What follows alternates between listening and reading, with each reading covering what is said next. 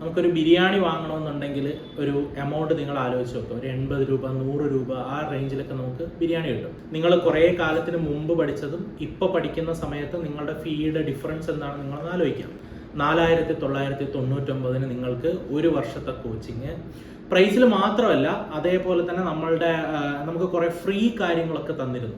നിങ്ങൾ അവർ പ്രോഡക്റ്റ് ആയിട്ടാണ് കാണുന്നതെന്ന് മനസ്സിലാക്കുക. നിങ്ങളാണ് പ്രോഡക്റ്റ്. എൻക്വയറി ചെയ്താൽ നിങ്ങളുടെ അടുത്ത് പറയും അത് ഓൺലൈനിന്റെ ഫീ ആണ്.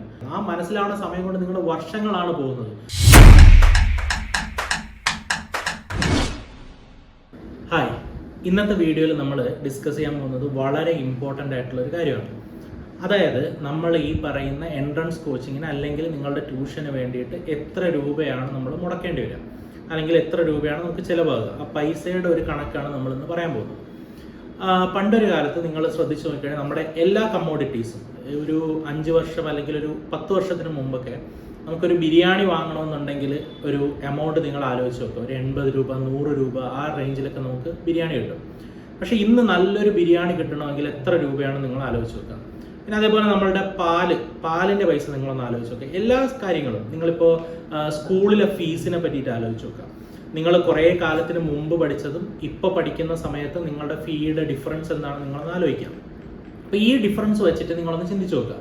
ഇന്ന് എൻട്രൻസ് കോച്ചിങ്ങിൻ്റെ പ്രൈസിങ് എന്ന് പറയുന്നത് വളരെ രസമുള്ളൊരു കാര്യമാണ്. 4999 നിങ്ങൾക്ക് ഒരു വർഷത്തെ കോച്ചിങ്, 100 രൂപ പെർ മന്തിന് നിങ്ങൾക്ക് കോച്ചിങ്, 49 രൂപ ഉണ്ടെങ്കിൽ നിങ്ങൾക്ക് കോച്ചിങ്, ഇങ്ങനെ പറഞ്ഞിട്ട് പല രീതിയിലുള്ള ടാറ്റിക്സ് ഉണ്ട്.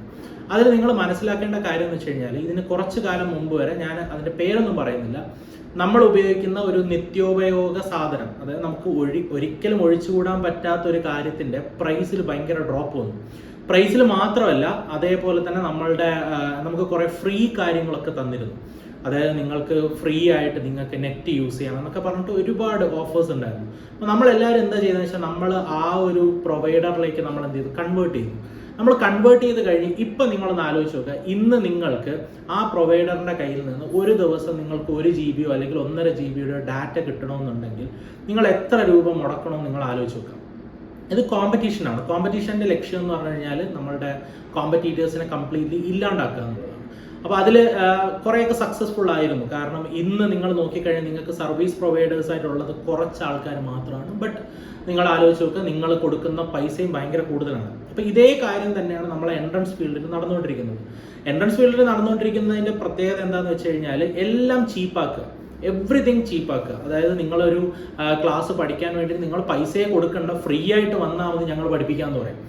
എന്ത് സാധനം നിങ്ങൾക്ക് ലോകത്ത് ഫ്രീ ആയിട്ട് കിട്ടുകയാണെങ്കിലും നിങ്ങൾ അവർ പ്രോഡക്റ്റ് ആയിട്ടാണ് കാണുന്നതെന്ന് മനസ്സിലാക്കുക. നിങ്ങളാണ് പ്രോഡക്റ്റ്. Simple thing.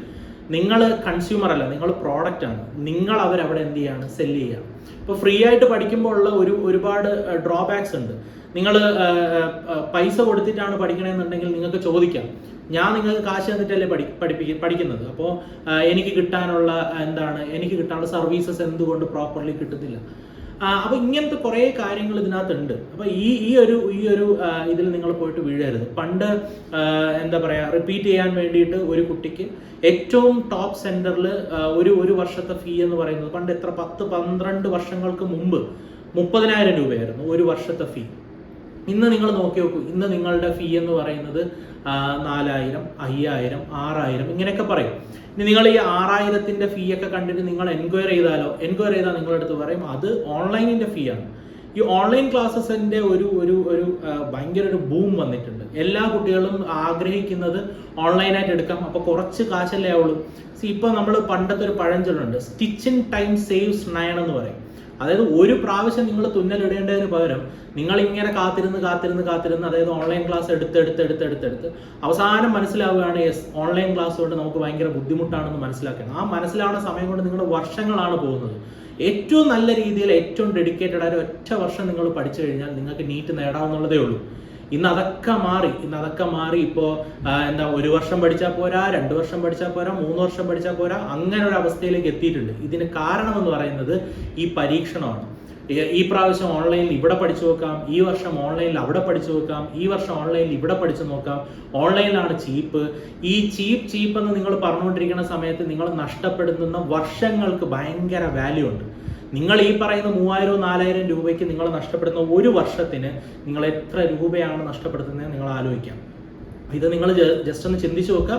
അടുത്തൊരു കണ്ടന്റുമായിട്ട് അടുത്ത വീഡിയോയിൽ കാണാം. ഓക്കെ.